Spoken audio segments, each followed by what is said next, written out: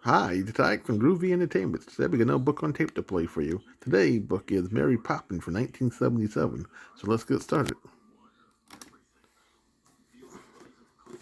This is the story of Mary Poppins. You can read along with me in your book. You will know it is time to turn the page when you hear the chimes ring like this. Let's begin now. Hello there. My name is Bert. I'm sort of a man about town, you might say.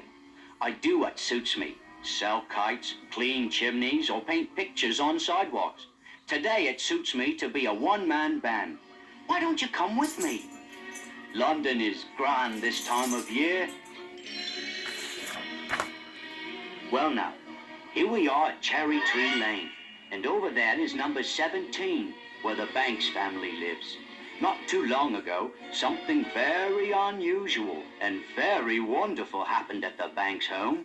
Let me tell you the story.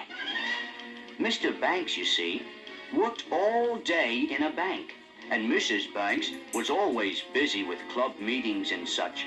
So Jane and Michael, the Banks children, had to have a nanny, which is a person who looks after children. Jane and Michael had had several nannies, and on this particular day, the latest one had just left, informing Mr. and Mrs. Banks that they'd have to find someone else to look after their little monsters. Jane and Michael weren't really naughty. The nanny simply misunderstood. She thought the children had run away from her when all they'd done was follow their kite. Constable Jones tried to explain when he brought the children home, but the nanny wouldn't listen. Now Mr. and Mrs. Banks had to find still another nanny.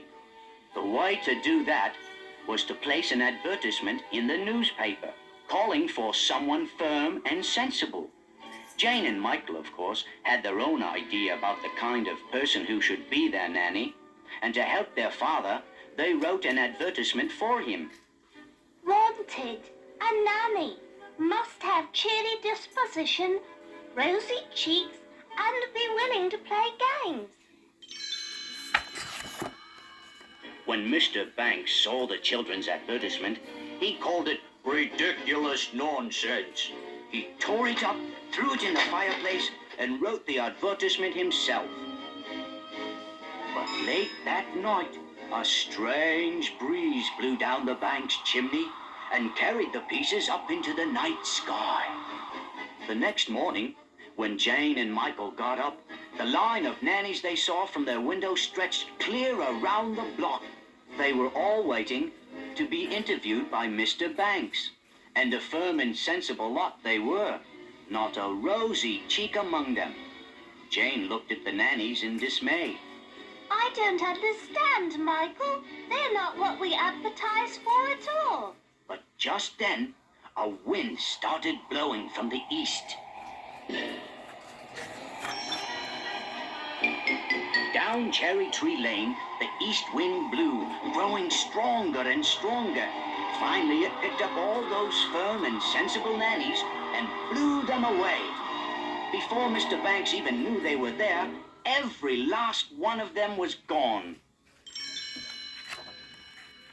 Jane and Michael watched in glee from the nursery window. Then, riding toward them on the east wind, a person holding a black umbrella approached. Oh, look, Michael, it's her, our nanny. Rosy cheeks and everything. The rosy-cheeked person landed on the doorstep of number 17. She promptly marched in and said, Mr. Banks, I am the new nanny. and before Mr. Banks even knew what had happened, she slid up the banister to the nursery. My name is Mary Poppins. She said, taking off her coat and hat. Come along, children. We'll begin with a game called Let's Tidy Up the Nursery. Jane didn't like the sound of that. Are you sure it's a game, Mary Poppins? That depends on your point of view. You see, in every job that must be done, there is an element of fun. You find the fun and snap, the job's a game. Just a spoonful of sugar helps the medicine go down. The medicine go down. Medicine go down. Just a spoonful of sugar helps the medicine go down in the most delightful way. In every job that must be done, there is an element of fun. You find the fun in the job's a game, and every task you undertake becomes a piece of cake, a lark, a spree. It's very clear to see that the Mary Poppins snapped her fingers, and sure enough, Let's Tidy Up the Nursery became a magical game. Toys put themselves away, beds made themselves, clothes hung themselves up, and soon the nursery was neat as a pin. The children were delighted. Mary Poppins, you're wonderful. Of course. And now you must get some sleep. Tomorrow we'll have an outing in the park. The next day, it suited me to be a sidewalk artist, and I was drawing pictures in chalk when I looked up and saw Mary Poppins and the children. You're lucky children indeed. When you're with Mary Poppins, magic just seems to happen. How about a bit of magic right now, Mary Poppins? No one's looking. Well, if we must, we must. Now line up and jump. Suddenly, we found ourselves inside one of my sidewalk pictures at a county fair. All four of us took a ride on a carousel. And then Mary Poppins rode her horse right off the carousel, and ours followed. We joined a fox hunt and entered a horse race. Oh, we had a jolly time. That evening, when Mary Poppins tucked the children in, Jane had a request. Oh, Mary Poppins, we had the most wonderful day. Promise you'll never leave us. That's a pie crust promise. Easily made, easily broken. I shall stay until the wind changes. Now, go to sleep. Tomorrow you are going on an outing with your father to the bank where he works. Jane and Michael were surprised. Really? Father has never taken us anywhere before. Indeed, he hadn't been too pleased with Mary Poppins when he had heard about the children's recent adventure. Really, Mary Poppins?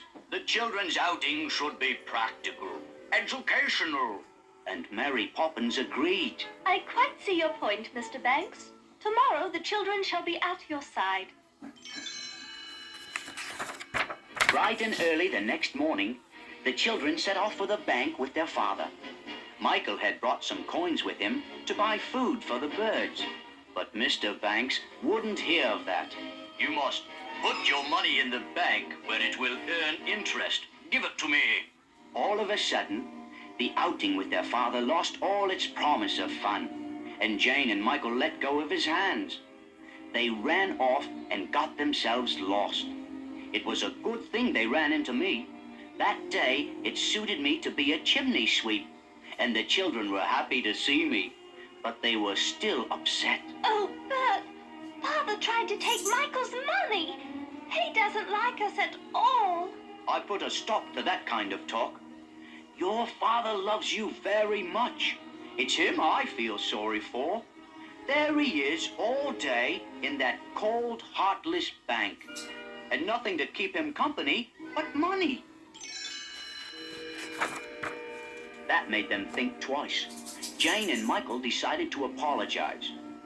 Come along, then, I said. It's my day to clean your chimney. I'll take you home. But before I could even get started on their chimney, Mary Poppins had a surprise for us. In a twinkling, she whisked us all up the chimney and out onto the rooftop. We gazed out over the rooftops of London. What a beautiful sight, said I. And who gets to see it from up here but the birds, the stars, and the chimney sweeps? We danced and sang and had a regular party. When you're with Mary Poppins, the most magical things seem to happen. Jane and Michael felt much better after their party on the rooftop, and they went straight to their father. Michael offered him his coins to put in the bank.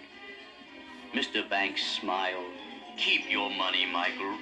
I was only doing what I thought best for you. But now I see that money isn't that important. It's having fun that counts at your age. And from now on, I'm going to spend a lot more time with you both.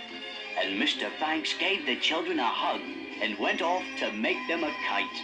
Then the whole Banks family went to the park together. For the first time in ever so long, they flew their kite and had a grand time. The wind had changed, and everyone wanted to fly a kite. I was the only one who noticed Mary Poppins sailing away on the west wind.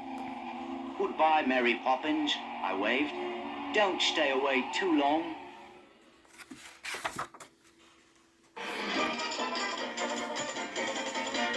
Supercalifragilisticexpialidocious. Even though the sound of it is something quite atrocious, if you say it loud enough, you'll always sound precocious. Supercalifragilisticexpialidocious.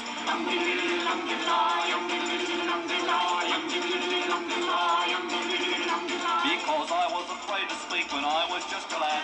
Me father gave me nose a tweak and told me I was bad.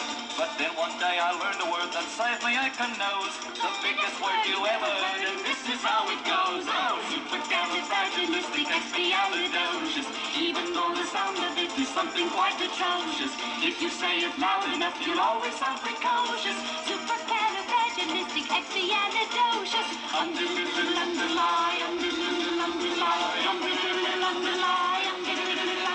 He traveled all around the world, and everywhere he went, he'd use this word and all would say, there goes a clever gent. When dukes and maharajas pass a time of day with me, I say me special word and then they ask me out to tea. Supercalifragilisticexpialidocious. Even though the sound of it is something quite atrocious, if you say it loud enough, you'll always sound precocious. Supercalifragilisticexpialidocious.